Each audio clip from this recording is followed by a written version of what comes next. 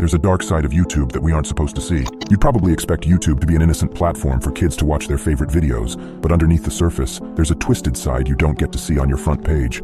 I never could have guessed that searching dashcam would result in me finding the most disgusting videos on the internet. I was just looking for reviews on a dashcam I planned on buying, but after scrolling for a while, I found mostly useless reviews. That was until I came across one video that stood out significantly from the rest. It was different, but not in the way you'd think. It was uploaded very recently, titled To Dashcam. The channel name was made up of random characters and had a default profile picture. I knew it wouldn't help my search for a review, but my curiosity got the better of me. I clicked it, not knowing this would be the biggest mistake I'd ever make. The general scene was of a young child sitting behind a rectangular table with nothing behind him except a door. He sat there completely silent for almost a minute before giving a shy greeting. He went on to explain details about a dashcam, but with very vague descriptions. It has a good screen, it's very strong, it'll last a long time. I was kind of freaked out, not exactly the type of review video I was expecting. Something was off about it. Before the recording came to an end, the child sat in silence once more for another minute or so. My first instinct was to believe this was some kind of test video to test a camera. I only realized how much worse the reality was when I checked the channel profile. Clicking on the profile itself didn't reveal much. The About Me section and banner were completely empty. However, there was one other video on the channel, titled One Dashcam. It was uploaded just 1 minute before the second video. The preview photo was nearly identical, just an image of the same child sitting on the chair, so I wondered if they were testing multiple dashcams. Just as before, I allowed my curiosity to get the best of me and opened the second video. This is when I realized this wasn't really a video at all, and instead was one frozen frame from the other clip. A soft ringing noise grew louder during the first few seconds, followed by a robotic voice reading several facts about, apparently, the child. Name, Rodney Wilson, age 9, mother location, jail, father location, deceased, cause of death, beaten, burned. Several moments of silence later, the video ended. A horrible feeling grew in my gut. Surely this wasn't what I thought it was. I told myself it was some cruel joke, but even if it was, finding humor in something so disturbing was completely uncalled for. It looked like an advertisement to sell the child. There must have been a hint somewhere of what the purpose of the videos were, but one thing about the account stuck out to me. A number of people were already subscribed to the channel. Not many people, but more than seemed reasonable for an account made only a few hours earlier, with random numbers as the name. I didn't question the subscribers too much, since they all looked pretty normal at a glance, though seeing them gave me an idea. The best way to find out what these videos were was simply to wait for more of them, so I myself subscribed and left it at that for the time being. I never could have guessed what I had just gotten myself into. A good portion of the day passed before I logged back into YouTube to check on the account from earlier, though to my surprise it had been deleted. No more subscription, no more videos, that was it, until the next morning. I was met with a message on my YouTube account. It said, "You have subscribed to Eyes Below the Sun study," then provided 2 links, but at the end of the message it specified, "Please remember no one has been harmed." Due to the sender of the message being from another account of mixed numbers, I knew this must have come from the person behind the other profile, or at least someone connected to that person.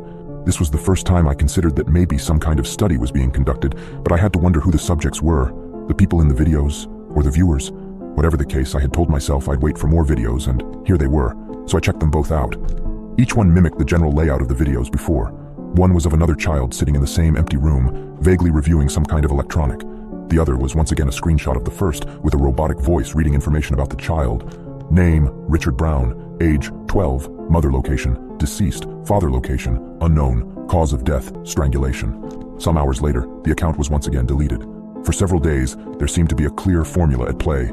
I'd be sent a message from a new account with 2 videos. One link would be of a child reviewing something, and the other would be a screenshot of the review video and information about the reviewer. Then, at the end of the day, the account would be taken down. Something was horribly wrong about this. While unusual, I was still waiting for a clear reason to think something was illegal about this. Maybe it was some kind of troll or prank. Besides, the freeze-frame videos were reading details that I slowly suspected were made up. After almost a week, I received another message. But this time, something was different. After clicking on the first link, it went to a video called One Pendant, which described some facts about the child as the previous videos did, but the robotic voice had been replaced with the recording of a woman. It read, "The child's name is Jessica. She's 7 years old and both of her parents are at unknown locations. Due to her refusal to follow procedures, appropriate action will be taken." Odd. What does appropriate action mean? I clicked the next link and saw the usual setup of a child, presumably Jessica, sitting at a table. She began describing a pendant in a vague manner, which was no surprise. However, in the middle of her description, she suddenly stopped and began to weep. A woman standing out of view calmly asked the girl to keep her eyes on the camera, but she continued to cry for a while before asking, "What did you do to my mom?" While the second person in the room wasn't visible, I could guess she began moving around since the video started shaking. Suddenly, the camera was pushed to the side, exposing a door to the bathroom. The woman then revealed herself by entering the now visible second room, taking a moment to shuffle through a cabinet before returning with a pair of scissors and a knife. I wasn't able to get a good look at the person, but a large wound on her face was impossible to miss. It started at the corner of her mouth and carved halfway to her ear. The video then ended. This must have set off some kind of chain reaction, because the next 2 or 3 days had children who were all acting strange. They'd try to describe whatever product they were assigned to, while fighting back tears and glancing at something in the corner of the room out of view. I didn't know what to do. It's not like I could call the police. There was nothing illegal going on that I could see. Until I received the next link. There was only one link that day to something called Zero Eyes. But what could it be? I opened the video and was met with an empty room. Apparently the host hadn't been seated yet. Intense commotion could be heard outside, in the form of footsteps stomping down the hallway towards the door and muffled screaming, apparently from a kid. When the door opened, a man burst through holding a child in his arms. Tape had been put over the boy's mouth, and his arms were tied behind his back. After kicking the door shut with his foot, the man practically threw the child onto the table with so much force that the camera fell over. The scene had changed from the usual table to the corner of the room where the previous children had been uncomfortably glancing at. Laying on the floor naked was the girl from the pendant video, motionless, with wounds covering her entire body.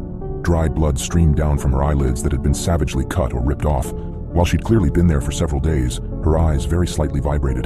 The child was dying, but still alive. Suddenly, text on a black screen popped up with the words, "Do not be alarmed," for several moments before the video ended. This was the last straw. I wrote down the numbers of the account and the video name before rushing out of my house to the local police station. I can only imagine how frantic I looked when I got there. Even trying to speak was challenging, and it didn't help that the officers impatiently demanded I calm down. Eventually, however, I managed to tell them what I had seen, and they requested I sit tight while they checked out the video themselves right there. Maybe 15 minutes passed before the officers returned to me. Unfortunately, I didn't get there fast enough. The account and video had already been deleted. I didn't lose hope, however, because I knew I'd get another video the next day, so I promised to return when the proof of this nightmare arrived. That night, I didn't sleep well, since the mental image of the mutilated girl was stuck in my brain. I couldn't check my messages on YouTube fast enough when I awoke, and what I found was the following. "Hello, you have been unsubscribed to Eyes Below the Sun study. Link 1. Please remember no one was harmed." Upon clicking the link, I gasped at the title of the video. It was a 0 immediately followed by my YouTube username. With a terrible sinking feeling in my stomach, I sat back and watched the scene play. What followed was the regular room with no one visible once again. However, someone standing behind the camera slowly walked into view and positioned herself exactly where the children had sat. I recognized this woman as the one from the one pendant video, the woman with the facial wound. She glared into the camera for a moment before saying, "I'm sorry you didn't understand what I set out to do, but it's not my responsibility to stop your imagination from forcing conclusions. I have made a point of telling all families that no one was hurt, and that is the truth. Bodily pain is an illusion. I'm not responsible for your understanding or lack of understanding of this basic concept." The woman then walked back to the camera and shut it off, ending the video. This was the last I heard of anything relating to these series of events. I did make an attempt to return to the police that day with the video directed at me, but it had been deleted before I got to the station. However, a chill ran down my spine when I realized not only was the video missing, but my entire YouTube history was erased. It was as if the channel, the messages, and the videos never existed. With suspicion in their eyes, the officers asked me to leave the station, warning me about wasting their time. I could barely contain my panic as I returned home, desperate to find some form of proof. I tried to forget about the whole ordeal, and even deactivated my YouTube account. But one evening, as I was getting ready for bed, I received an email notification. Hesitant, I opened it. The message contained no text, just an attachment titled, "Last Video, MP4. I played the video, and it was footage from a security camera placed in what looked like my living room. It showed me watching the previous videos on my laptop. At the end of the video, the same woman from before stepped into frame, walking towards my front door. The video ended, but outside, I heard a soft knock.